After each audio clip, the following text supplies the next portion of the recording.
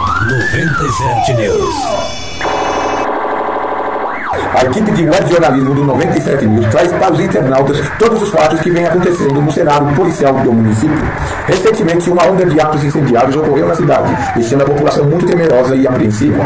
No último final de semana, um desses atos chamou a atenção dos moradores do bairro do Mercado, onde algumas barracas foram destruídas pelo fogo.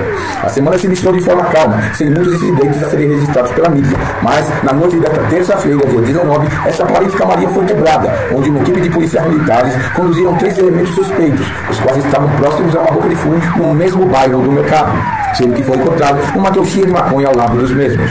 Chegando à sede da 20ª Copim, para posterior averiguação, um deles, o qual era um adolescente, estava portando uma arma de fogo, ou seja, um revólver calibre 32, o qual foi apreendido pela polícia. Na manhã desta quarta-feira, na ronda rotineira, que é executada pela equipe de investigadores da 20ª Copim, foi encontrada, na parte superior do setor de carceragem, uma garrafa PET, contendo cachaça e 10 papelotes de uma substância esverdeada, aparentemente sendo cannabis sativa, ou seja, a popular maconha.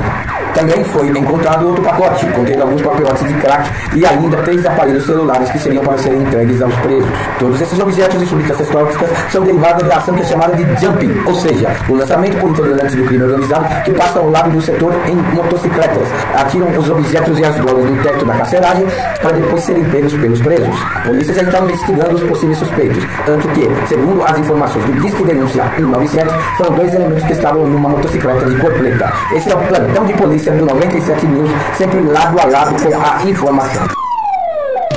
97 News.